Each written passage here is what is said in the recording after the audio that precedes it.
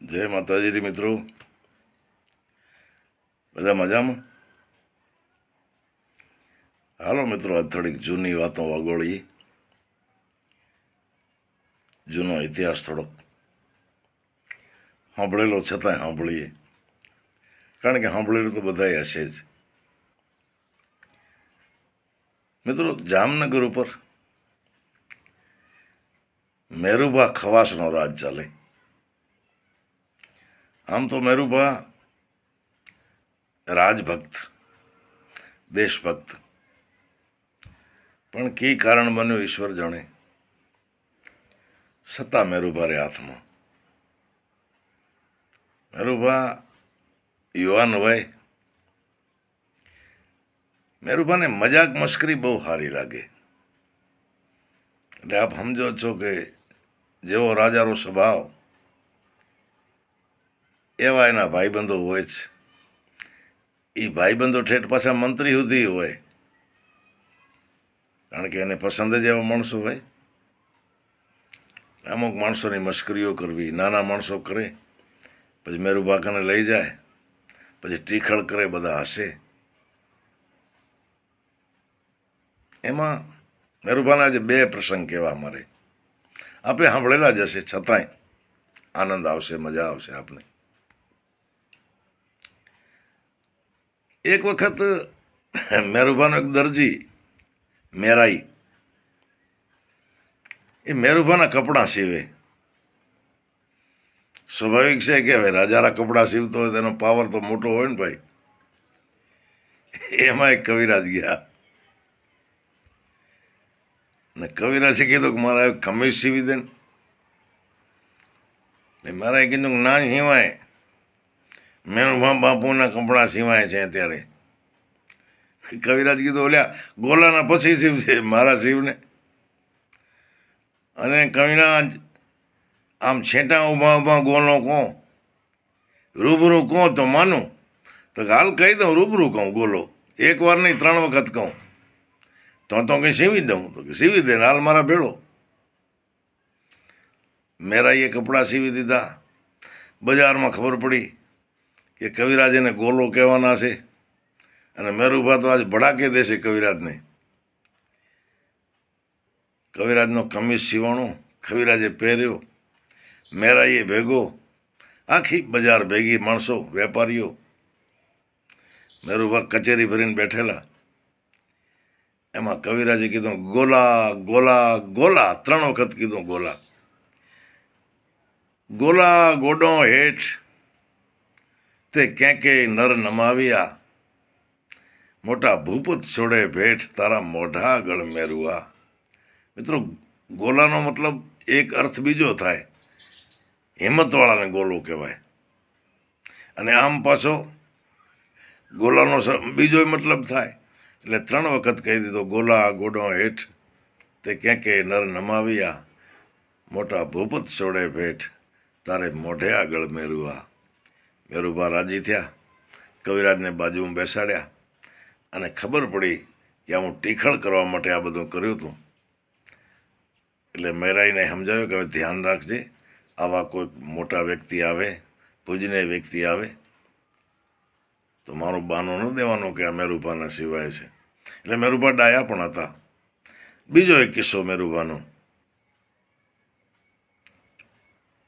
જામનગરના નગરશેઠના દીકરી રાજસ્થાનમાં પરણાવેલા.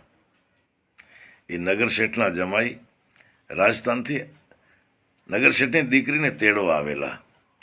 હવે જૂનો વખત, ઊંટ ઘોડા ઉપર મુસાફરી થાય, 2-5 દી આવતા થાય, 2-5 દી પાછા રોકાય, ફરીને પાછો પહોંચતા 2-5 દી થાય, 15-15 દિવસનો પ્રવાસ.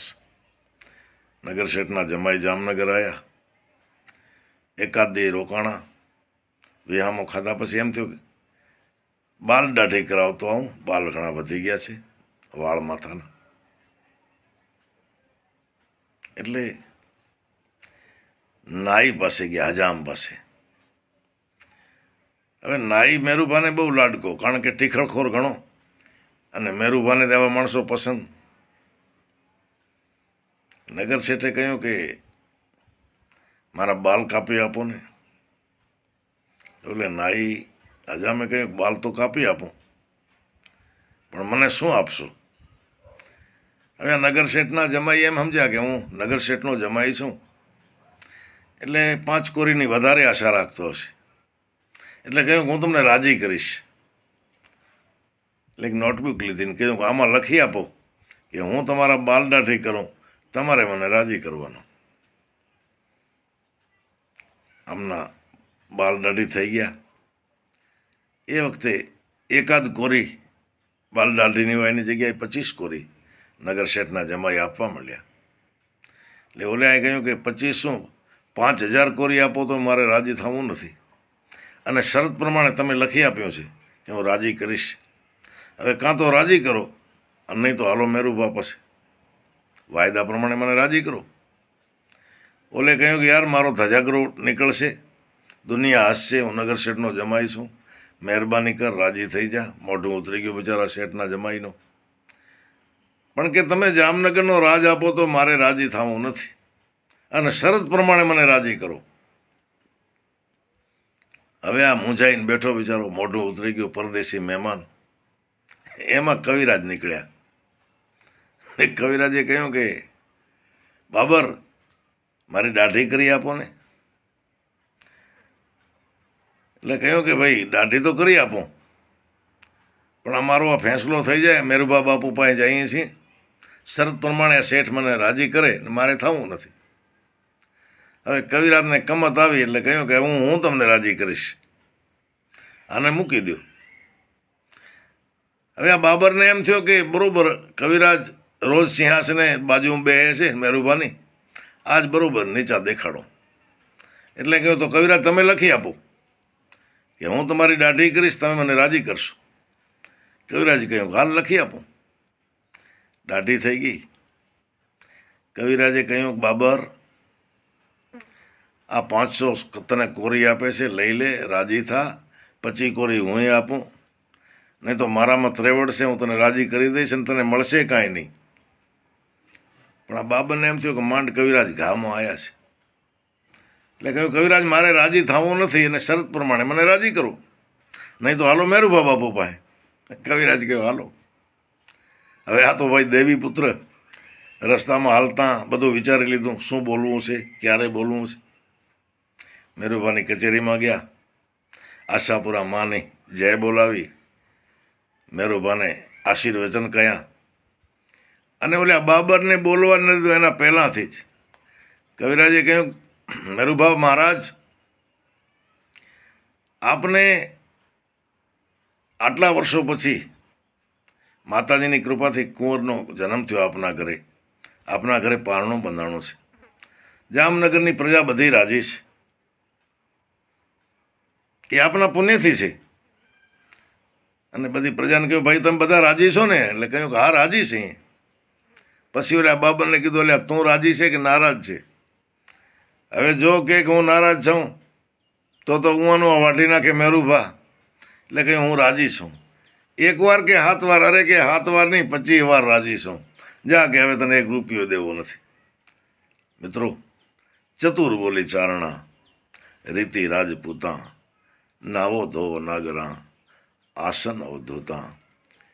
માણસને પાવર હોય કે હું આમ કરીશ કે તેમ કરીશ, પણ કોઈક વડીઓ ભટકાઈ જાય કવિરાજ જેવો, ત્યારે વગર પૈસે રાજી થવો પડે.